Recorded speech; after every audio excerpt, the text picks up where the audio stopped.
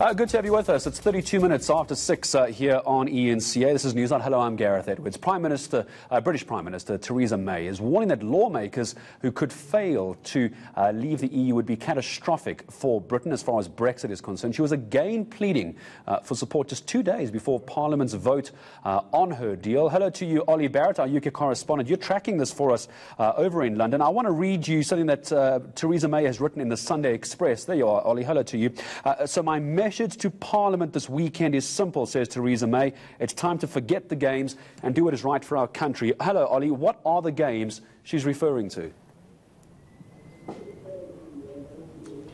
She is referring to an idea which is developing that some MPs believe that they can sort of wrestle control of Brexit from Theresa May and assert Parliament's authority in terms of British democracy, but also how to handle the process of Brexit and what kind of Brexit the UK should have. There is a suspicion at Downing Street that MPs are potentially going to come together to use their power to amend bits and pieces of legislation here and there to direct the travel that Britain is heading in terms of the direction of Brexit, to try and make it softer than perhaps Theresa May and some in her party would like. She sees that as anti-democratic. Many MPs who believe the government does not have the power to get through the type of Brexit it wants to put in place. They say that actually Parliament asserting its authority is the very essence of democracy. So a real power struggle going on here, and that's going to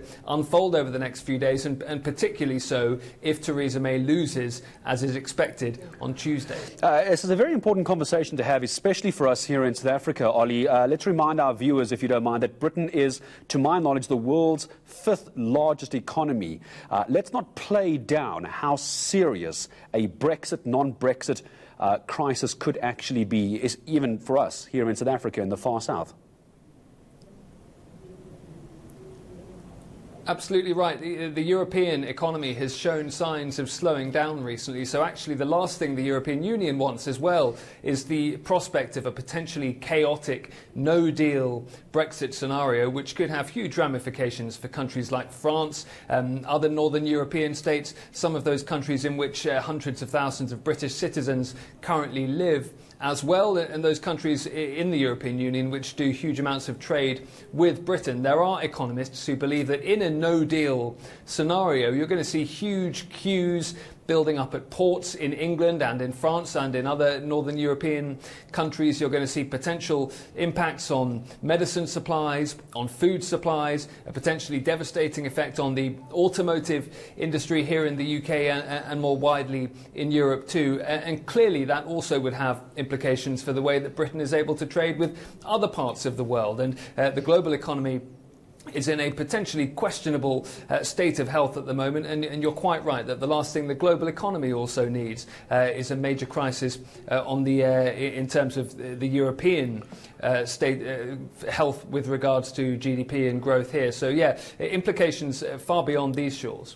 Ollie, correct me if I'm wrong. If I'm not mistaken, Jeremy Hunt, the foreign minister, on Friday saying if this deal doesn't go through now, May's deal or the Brexit deal is going to be defeated. Is this now the line in the sand? Is this going to be the straw that breaks the camel's back, or are you and I going to sit here again in a year's time and continue to speculate about what Brexit or whether Brexit may or may not happen, or is this now the line in the sand?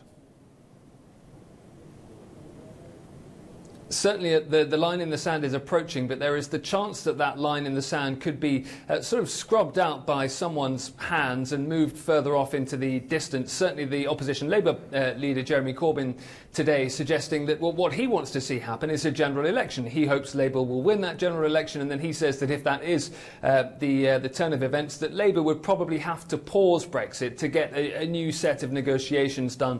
So there are all sorts of possible scenarios here. Many of them do involve the potential for a delay to Brexit. But whatever happens, even if Theresa May does eventually get this deal through, you and I are still going to be talking about Brexit and what form it might take in a year or so's time anyway, because actually the deal that we're talking about here is really the terms of the divorce between Britain and the European Union, the immediate terms on which Britain leaves the EU, supposedly in March of this year.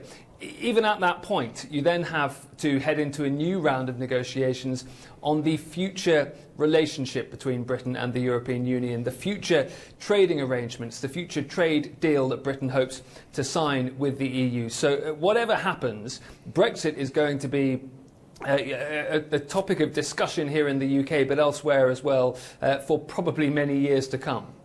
Ollie Barrett, thank you very much indeed, making sense of what is going to be a very complicated few months ahead for not only the UK and Britain, but also the European Union. Ollie, thank you very much indeed. If you missed part of that interview and all our other coverage as far as Brexit is concerned, you can find that on our YouTube channel, also on enca.com.